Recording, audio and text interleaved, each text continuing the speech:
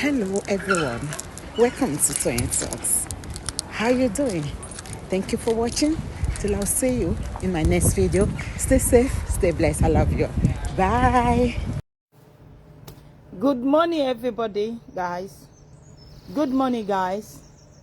Ṣé dáadáa everybody yín jí? Ṣé àlàáfíà everybody yín wà? Ṣé kò sí ìyọnu? Guys, this is Mommy and Mayowa. So man sa ginger lẹ́fẹ́ ni o, gàrí lẹ́fẹ́ ni o, epo pupa lẹ́fẹ́ ni o. Guys, ẹ wo nǹkan tí mo gbé wá fún yín láàárọ̀ yìí. Guys, ẹ má bínú. Ẹ wo nǹkan tí mo gbé wá fún yín láàárọ̀ yìí, guys. Ẹ ti rí nǹkan tí mo gbé wá fún yín yẹn. Ẹ̀wà tẹ́ ń wò yìí, each bag is 13 pounds. Ṣé ti rí bẹ́ẹ̀ yẹn sìn? Customer ló ní. Àwọn ẹ̀wà tẹ́ ń wò yìí báyìí sìn, each bag here is 13 pounds. Ṣé kò yé yín? It is honey beans, olóyin beans ni. Fẹ́yìn tí ẹ mọ̀ nǹkan tó ń jẹ́ honey beans, olóyin beans ló ń jẹ́ bẹ́ẹ̀.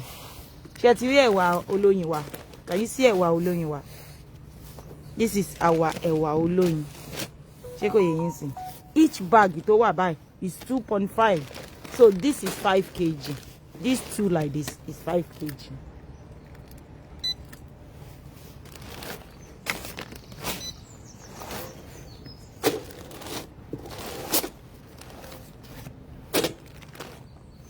Ṣé kò yé yín?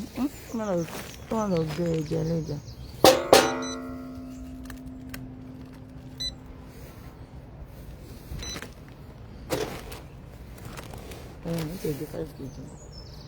Ṣé ti rí pé this is 2.5? Ó ti yé yín ṣe mistake ni. 2.5 ni o, ó ti yé yín sìn. 2.5. This 2.5. Ẹ jẹ́ àwo the other one. This is 0. Àti gbé nǹkan kan sí. And this one is 2.5. 2.5 ló yẹ kó jẹ́. Ń bọ̀. Did you see? This is 5 kg anyway, so me ní yọ kúrò mẹ́. This is 5 kg, guys. Ṣé kò yé yín sìn? Tí o bá fẹ́ ẹ̀wà púpọ̀, sọ fún Mayowa. Mayowa mi fẹ́ ju ẹ̀wà 10 pounds lọ. Màá tà fún yín. Each bag like this is 13 pounds. Each bag like this is 13 pounds. Ṣé kò yé yín? 5 kg méjèèjì báyìí is 20 pounds. Ṣé ti yé yín sìn? Méjèèjì báyìí is 20 pounds. 13 pounds each. Ẹ má hesitate láti contact wa. Ẹ pè wá fún 079 57 11 62 32. Mi ò ní mi ní time láti dúró pé mo kàn fi hàn yín ni fún ẹ̀yin èèyàn tí ẹ fẹ́ ra oúnjẹ. Ó ti yé yín sí. Ẹ dẹ̀ fẹ́ kí ẹ fẹ́ púpọ̀. Àwọn ẹlòmíì ò like ẹ̀wà púpọ̀. Ṣé kò yé yín sí? Àwọn ẹlòmíì ò like ẹ̀wà púpọ̀. Ṣé kò yé yín sí? Ẹ̀yin ló wà fún. Ṣé ti yé yín? Ẹ̀wà bó wà yìí.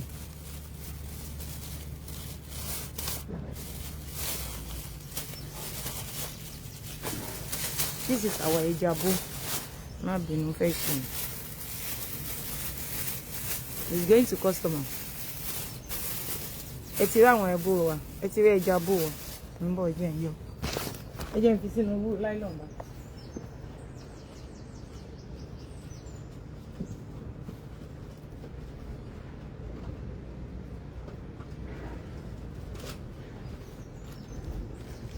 Ń bọ̀.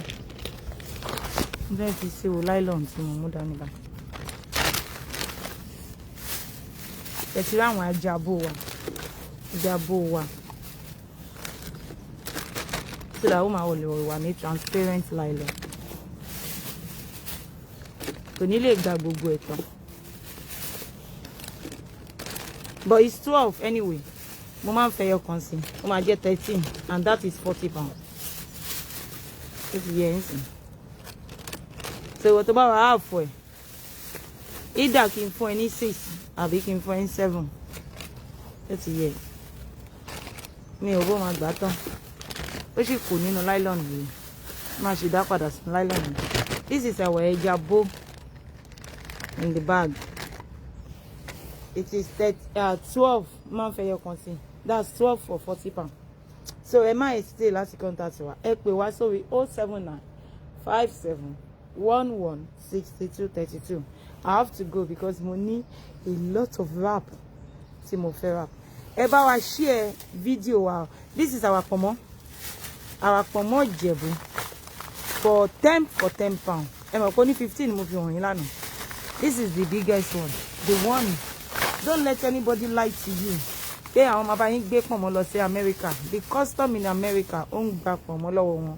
This one is bigger than the one I showed you yesterday. Tí bá ní time, máa padà wá. Máa gbé àwọn ilé ìjáde. Ẹ máa fojú yín rí. This one is bigger than the one I showed you yesterday. Oh, this one is thicker than that one. Ó ti yé yín sìn. Can you see them? And they are very, very fresh. Ó ti yé yín. This is for customer order. Gbogbo pọ̀nmọ́ tẹ́ rí níbí báyìí, it is 30 pounds. Gbogbo pọ̀nmọ́ tẹ́ rí níbí báyìí, tí bóyá wúwo. Ẹ jẹ́ ká ṣe how many kg tó jẹ́. Pọ̀nmọ́ 30 pounds. Jẹ́ kí wọ́n wá ṣe ẹja yìí báyìí kó má lọ rún. Mi fẹ́ kó rún kí customer tó gbà. Ẹ wá wo pọ̀nmọ́ 30 pounds. Ẹ wá wo how many kg tó jẹ́. This is pọ̀nmọ́ 30 pounds. Ẹ ti rí. Ẹ wò.